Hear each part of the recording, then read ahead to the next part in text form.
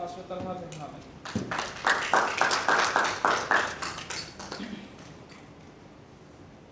The world is coming down, the flags are up.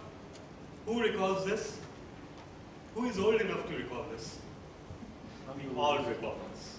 It has been embedded in our national consciousness ever since that fateful day in 1992. And you know what I was the most excited about back then? Yes, of course, the match result. But there was no internet. There were no 24-hour news channels. The primary source of discourse was newspapers. And I was more than excited to see the headlines next week, because that was kind of the nerd I am. And I recall there was this new newspaper, The News, recently launched, and it had placed a bold headline right on the front page. We rule the world. And then I turned to Don. And guess what? The World Cup trophy comes to Pakistan. Seriously, I mean, this is how excited you are. Were you supporting India? Fellow Toastmasters and guests, words are sacred. Words are important. And words convey your emotions like no other. One can overuse words, but most of the time we end up underusing them. We just say generic things. We repeat the same phrases over and over, and sometimes that doesn't begin to cover what the other person is expecting. Only last week I learned a new word, and that to this day gives me chuckles. Brexiting. Brexit, as we all know, is the step that Great Britain took to vote out of the European community. And while it was a highly, highly informal word, it somehow became so popular and so ingrained in words' vocabulary that there's a whole political party in Britain called the Brexit Party. So what is Brexiting, you may ask? Brexiting is defined as the act of a person at a party who is telling everyone that I'm leaving, I'm leaving, I'm leaving, and he is not leaving, or she is not leaving. So just think about it. Brexiting. 5 or 6 years of history, 5 and 6 years of dry British humor combined in this tiny, tiny word. Beautiful. A few months ago, I landed a new job, and that job was considerably better than my previous jobs in terms of compensation. And that job was also considerably high profile. If you listen to my 55 or so speeches previously, you would know how I hated my previous job.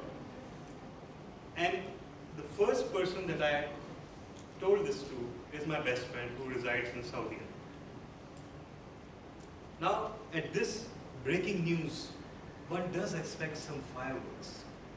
So when I wrote to him that I landed the job at XYZ and company that I was talking about, at the very least I was expecting a phone call. But that guy belongs to a community that's not known for its generosity. So imagining him calling all the way from Saudi in daytime hours, out of the question. Second to that, I expected a voice message on WhatsApp. After all, it doesn't cost anything, right? Just click off a button, voice message. But no.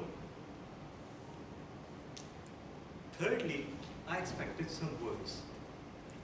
Wonderful. Or, I'm so happy for you. Or, thank God Allah has listened to you. Or, after so much hardship, finally it is time for you to celebrate. Something like that. Nothing fancy.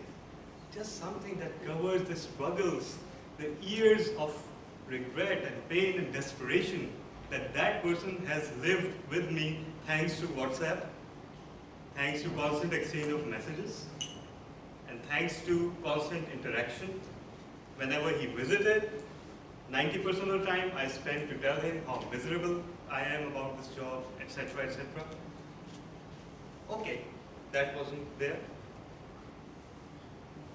Then I expected him to resort to what I consider to be the lowest level of human expression, emojis.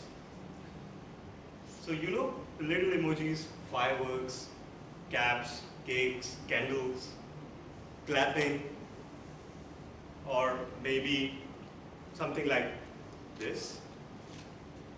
But no. The worst part is that there was a response. You know, if there hadn't been a response, I would have thought that he's so flabbergasted and shocked with happiness, or maybe he's too busy right now.